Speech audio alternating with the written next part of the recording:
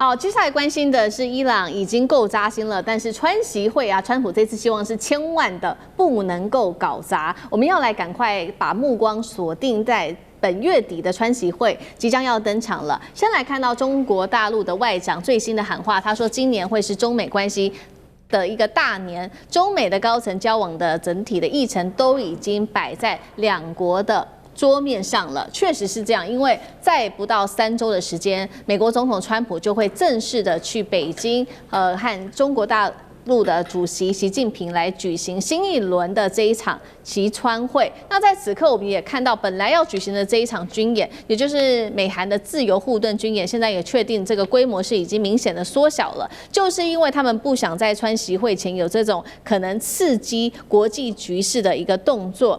那麼確實，中東的戰火現在讓美國是倍感壓力的，軍事行動的衝擊也衝擊到了許多的層面，包括了全球的能源市場等等。剛剛提到的油價飆升，盟友不滿，國際輿論的分裂，都讓川普倍感壓力。所以呢，這一次的習川會，他也希望好好的表現。不只是美國需要中國大陸，其實中國大陸也需要美國。這一次在習川會前面雙方的談判，我們來看到會來如何交換條件呢？首先，這邊可以看到是美國希望中國能做的事情，跟中國希望美國能夠做的事情。美國希望中國能夠買美國的能源、黃豆跟波音客機，並且減少購買俄國跟伊朗的石油。中國希望美國來降低關稅，放鬆對科技的管制，特別是在晶片設備上面的限制，並且政治上說希望能夠停止干涉台灣的問題。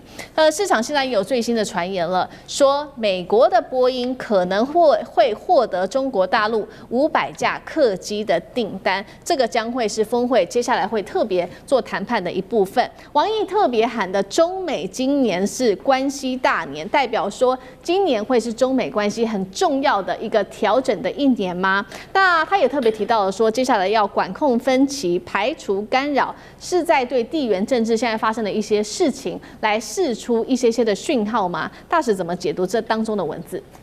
中國大陸這個外交基本上是現實主義外交。很多人說，哎呀，這個俄烏就是說這個美伊戰爭會影響到中國大陸跟美國關係多少，誰有利誰無利？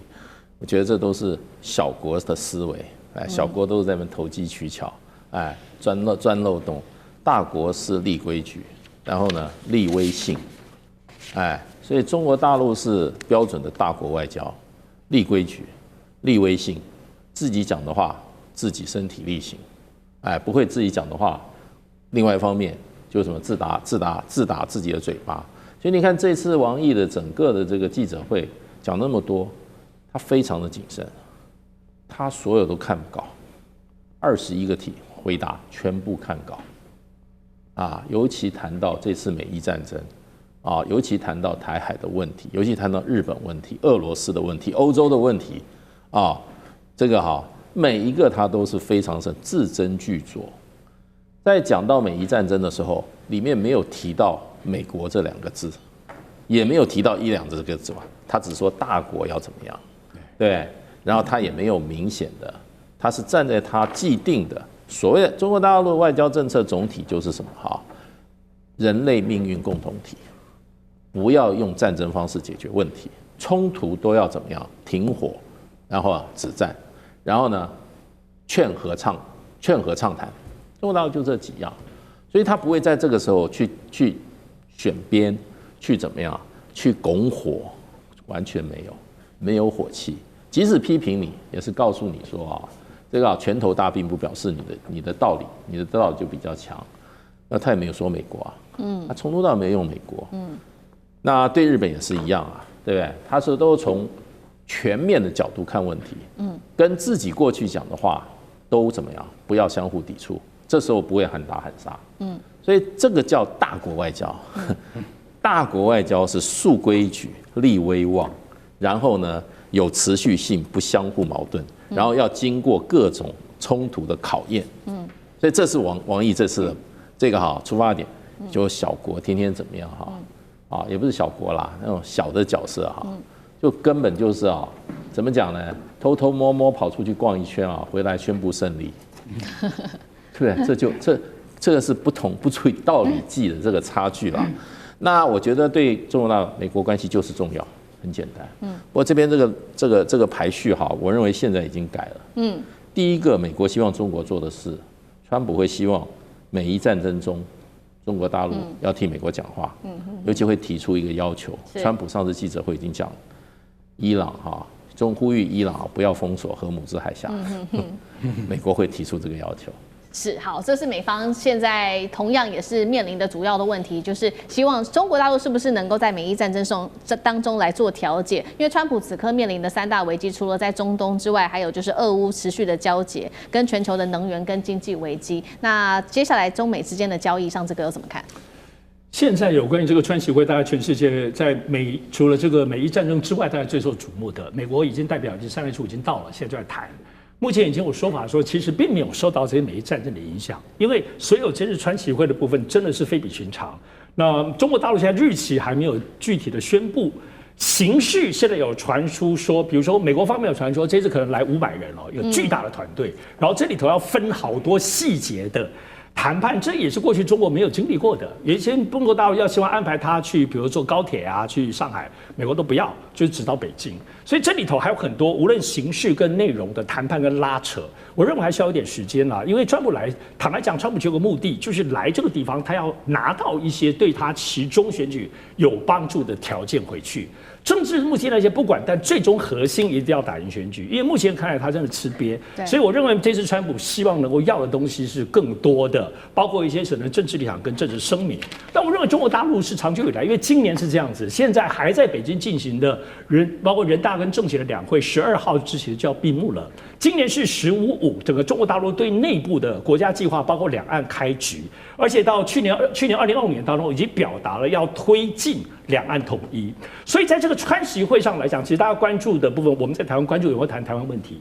但我認為現在，像大使說的很重要，就是說大國之間，中國大陸還有個格局，大國之間中美關係一定還是以核心要維穩。那個穩的東西，其實上不可能會改變，怎麼樣都是會穩。但是呢，因為中國大陸，我認為這次也會真實的對於川普當面表態，因為上次在釜山沒有談，就是中國大陸的底線，台灣問題作為底線紅線，中國大陸一定也要一個東西，不可能沒有要東西的。所以台灣問題作為底線，二分要維穩，這是我們從台灣關切上，當然實際上會談的範圍非常非常多。所以總體來說，還有包括15的這個部分的推進，目前看起來在那麼多英國啊、加拿大去的時候，中國大陸並沒有開放15-5，讓外國進中國投資發展，這個還沒有。那對於台灣方面也有講說，有一點點可以啊，抬上來。所以這裡頭中國大陸未來5年的建設開局裡頭，會不會讓一點點給美國呢？這可能也是可以談判的條件。好，那幹哥又怎麼看呢？因為我覺得因為老實講一句，你看這次好像這個陣仗很大，聲勢很高。可是，在華府的智庫就認為說，奇怪了，我們怎麼沒有看到？你知道嗎？因為像這種川習會這麼大的兩國元首要見面他前面的 paperwork 有多少？你知道？智庫就講了，我們沒有看到，只剩下1個月不到，到現在還沒有在進行。到底名單是誰？當然你知道那個貝森特盧特尼克像這樣子。財政部長跟商務部長是一定會去的，其他人呢？要談什麼？這麼多題目你說黃豆、能源，還有芬太尼連芬太尼的關稅都要去談呢，因為本來是10%嘛，現在連川普說，我要去訪問你了，芬太尼的10%取消，那不要變多少？那我想請問你一下，國土安全部要不要擬議這些 paper 去說，看這個條件可不可以，對不對？你總是要先給川普過目嘛，沒有，所以他說這叫做不斷縮水。白宮的幕僚在消極對抗，為什麼？因為你現在講什麼，川普都聽不進去。川普現在很忙他每天就管着伊朗就對了。所以你現在跟他講說，我們要去訪問大陸了，要講些什麼？其實老實講一句，川普覺得那不是重要的。可是他可能過了幾天之後，突然醒過來說，很重要。為什麼？因為我發現中國可以讓伊朗回心轉意，或是改變心意。像大使講的，也許荷姆茲海峽不要攻擊油輪，就是靠中國出面一句話。這句話他總算是想對了，非常有可能。為什麼？可能就因為王毅的一句話，伊朗可以先暫時壓下他的怒火，而不要這樣幹。為什麼？因為中國對他是有實質影響力的如果說中國不給很多資源的話，伊朗在戰爭上面是很難打得下去的。所以如果發生了這樣的情況的話，中國它的作用就非常明顯了。不過王毅這次他也講清楚了，我們不走霸權之路，我們就說我們絕對不讓人家會覺得說中國一旦強大起來的話，就想要介入。